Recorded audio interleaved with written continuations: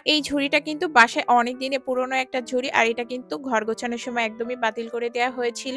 আর এই ঝুড়িটা কিন্তু ডেকোরেশন করতে আমার খুব বেশি কিছু লাগবে না। আর এই যে লেসগুলো দেখছেন এগুলো কিন্তু বাসা খুবই পুরাতন একটা জামায় লাগানো ছিল। তো আর আমার এটা ডেকোরেশন করার ক্ষেত্রে কিন্তু কোনো টাকাই খরচ হয় না। একদমই জিরো বাজেটে কিন্তু আমি এটা সবটা কমপ্লিট করেছি।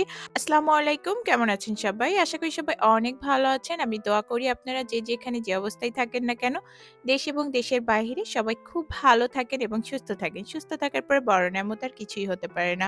এই পৃথিবীতে একটা শুদ্ধতম অনুভূতি আছে, আর সেটা হচ্ছে মায়া।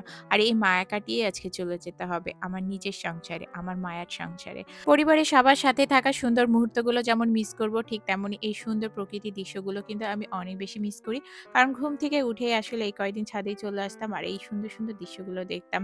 আর আজকের ভিডিওতে আমি কিছু আপুদের কমেন্টের উত্তর দিব। অনেকে আমার অনেক কিছু প্রোডাক্টের দাম জানতে চেয়েছেন এবং কোথা থেকে কিনেছি সেসবটা আজকে শেয়ার করবো ইনশাআল্লাহ। আর প্রথমে যে কমেন্টটা পড়ছি, লিমাস ড্রিম থেকে আপু জানতে চেয়েছেন যে এই পেপারগুলোর দাম কত। আপু এগুলো আমি অনলাইন থেকে কিনেছিলাম, ১৫০ টাকা করে দাম। আর এটা একটা প্যাকেটের মধ্যে ৫টা করে পিস থাকে। আরো একটা কমেন্ট পড়ছি, একটা আপু জানতে চেয়েছিলেন যে কাচের বয়মের উপরে করা যায় কিনা। হ্যাঁ আপু, কাচের জার বলেন, তারপরে প্লাস্টিক বলেন, যে কোনো কিছুর উপরে ডেকোপেস পেপার দিয়ে কাজ করতে পারবেন। আর দীর্ঘদিন যদি এই পেপারগুলো ভালো রাখতে চান তাহলে অবশ্যই বার্নিশ করতে হবে। আর পেপারগুলো সেট করার জন্য অবশ্যই কিন্তু মটপস আটাটা ব্যবহার করতে হবে। আর আমার এই কিচেন স্টিকারগুলো বেশ অনেক আপুরাই পছন্দ করেছেন। আর তানিয়া ডেইলি লাইফ স্টাইলে ব্লগ থেকে আপু জানতে চেয়েছেন যে স্টিকারগুলোর দাম কেমন। আপু বর্তমানে এই স্টিকারগুলো কিন্তু অনলাইন অনেক পেজে পেয়ে যাবেন, তবে আমার কাছে অনলাইন পেজে থেকে দারাজে একটু কম মনে হয়েছিল। তো এইজন্য আমি দারাজ থেকে নিয়েছিলাম, তবে অনলাইনে অনেক পেজে কিন্তু কমেও পেয়ে যাবেন। আর এগুলো দারাজ থেকে নিয়েছিলাম ২৬০ টাকা করে, আর সাথে ডেলিভারি চার্জ ছিল। ডাইনিং টেবিলে এই সুন্দর কাভারটা আমি কোথা থেকে কিনেছি এবং কোন পেজ থেকে কিনেছি এটা জানতে চেয়ে বেশ কিছু আপু আমাকে কমেন্ট করেছেন। এটা আমি অনলাইন থেকে কিনেছি, আর পেজের নামটা হচ্ছে হোমলুক। এখান থেকে আপনারা অনেক সুন্দর সুন্দর কিন্তু টেবিলে কাভার, তারপর চেয়ারে কাভার সহ অনেক কিছু পেয়ে যাবেন। আর এই টেবিল কাভারগুলো কিন্তু সামনে থেকে আরো বেশি সুন্দর লাগে।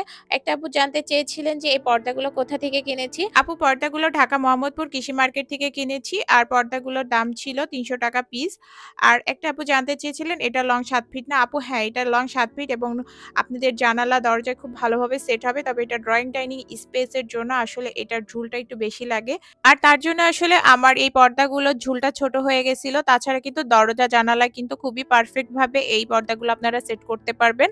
আর এই পর্দাগুলোর কাপড় কোয়ালিটি কিন্তু বেশ ভালো। এত সুন্দর সুন্দর কমেন্ট করার জন্য সবাইকে অসংখ্য ধন্যবাদ। একটা ঘরের সৌন্দর্য কিন্তু অনেক গুণ বাড়িয়ে দেয় ডাইনিং টেবিল। আর সেই ডাইনিং টেবিলটা যদি একটু সাজানো গোছানো পরিপাটি থাকে তাহলে কিন্তু দেখতে খুব ভালো লাগে। ঘরের বাতিল জিনিসগুলো ফেলে না দিয়ে যদি এভাবে ঘর সাজানোর কাজে লাগানো যায় তাহলে কিন্তু যেমন খরচটা কমে যায়, তেমন কিন্তু অনেক সুন্দর লাগে সবটা দেখতে।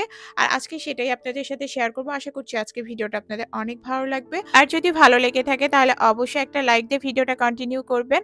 আর অন্যদের দেখার সুযোগ করে দেওয়ার জন্য শেয়ার করতে একদমই ভুলবেন না। আর যারা চ্যানেলে প্রথম ভিডিও দেখছেন প্লিজ চ্যানেলটা সাবস্ক্রাইব করে আমার সাথে থেকে যাবেন। আর এই ঝুড়িটা কিন্তু বাসায় অনেক দিনের পুরনো একটা ঝুড়ি, আর এটা কিন্তু ঘর গোছানোর সময় একদমই বাতিল করে দেওয়া হয়েছিল।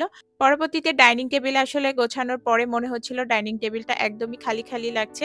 আর ইনস্ট্যান্ট আসলে ওইরকম ডাইনিং টেবিলে দেওয়ার মতন তেমন কিছু ছিল না। তো ভাবলাম এই ঝুড়িটা যদি একটু সুন্দর করে ডেকোরেশন করে দেন এটা ফ্রুটস এর জন্য রাখা যায় তাহলে কিন্তু খুবই ভালো লাগবে। আর সেটা ভেবেই আসলে আমার কাজ শুরু করা। আর এই ঝুড়িটা কিন্তু ডেকোরেশন করতে আমার খুব বেশি কিছু লাগবে না। আর এই যে লেসগুলো দেখছেন এগুলো কিন্তু বাসা খুবই পুরাতন একটা জামায় লাগানো ছিল, তো সেটাই আমি খুলে নিয়েছি। আর এখানে একটা চটের যে বস্তা চালের, তো সেই বস্তাটা নিয়ে নিয়েছি। তো এই লেসটা আসলে একটু সেলাই করে নিতে হবে। আর যেহেতু বাসায় মেশিং আছে তো বড় আপাকে বললাম যে এটা সেলাই করে দেওয়ার জন্য। তো বড় আপা এই লেসটা খুব সুন্দরভাবে আসলে বস্তার যে সাইজ করে কেটে নিয়েছি সেটার উপরে সেট করে দিচ্ছে। আর এটা এখন আমি সবটা হচ্ছে এই ঝুড়িতে আঠা দিয়ে লাগিয়ে নিব। আর এই ঝুড়িটা আসলে এত সুন্দর লাগছিল করার পরে, ফ্রুটস রাখার জন্য একদমই পারফেক্ট হয়েছিল। আর এটা দেখার পরে বাসার সবাই বিশ্বাসই করতে পারছিল না যে এটা এত পুরাতন একটা ঝুড়ি যে এত সুন্দর করে ডেকোরেশন করা সম্ভব। আর আমার এটা ডেকোরেশন করার ক্ষেত্রে কিন্তু কোনো টাকাই খরচ হয় না। একদমই জিরো বাজেটে কিন্তু আমি এইটা সবটা কমপ্লিট করেছি। আর এই যে আঠাটা এটা কিন্তু সেই B4000 যে আঠা সেটা দিয়ে কিন্তু কাজ করতেছি। আর আমি কিন্তু সব ক্রাফটের কাজ এই আঠাটা দিয়েই করি। আর এটা কিন্তু খুবই পারফেক্ট ভাবে সেট হয়। আর এই চটের বস্তার উপর লেস লাগানোর আগে কিন্তু আমি ঝুড়ির মাপ অনুযায়ী সবটা সুন্দর মতন সাইজ করে কেটে নিয়েছিলাম। আর আপনারা কিন্তু এটা লাগানোর সময় অবশ্যই খেয়াল রাখবেন আঠাটা যেন খুব ভালোভাবে লাগে না। তাছাড়া কিন্তু এটা খুব ভালোভাবে সেট হবে না। আর সেট না হলে কিন্তু এটার সৌন্দর্য একদমই ফুটে উঠবে না। তো আমি এজন্য খুব ভালোভাবে সময় নিয়ে কিন্তু এই আঠাটা লাগাচ্ছিলাম আর এটা আস্তে, আস্তে করে সেট করছিলাম।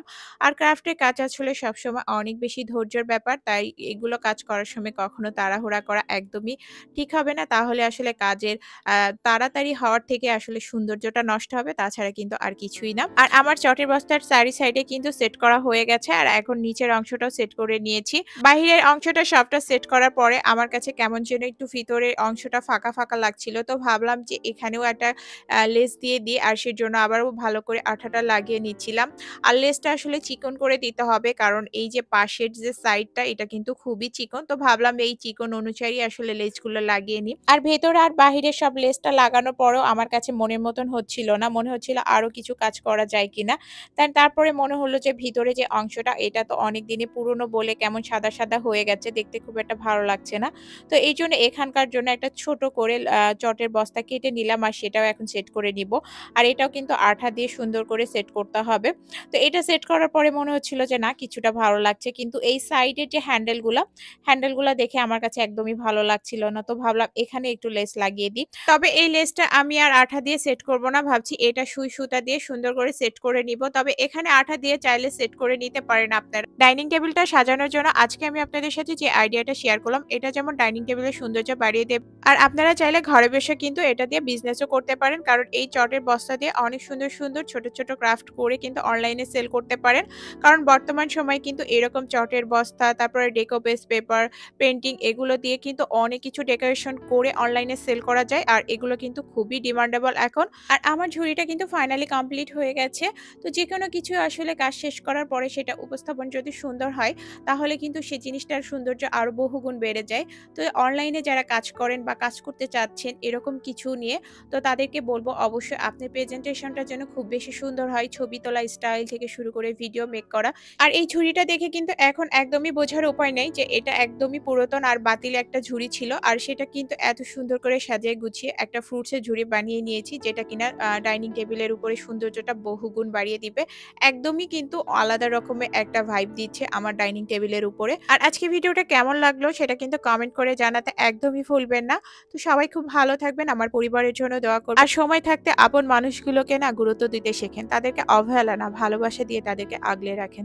হারিয়ে গেলে শুধুমাত্র আফসোস করা ছাড়া কিন্তু আর কিছুই থাকবে না। খুব ভালো থাকবেন সবাই। আল্লাহ হাফেজ।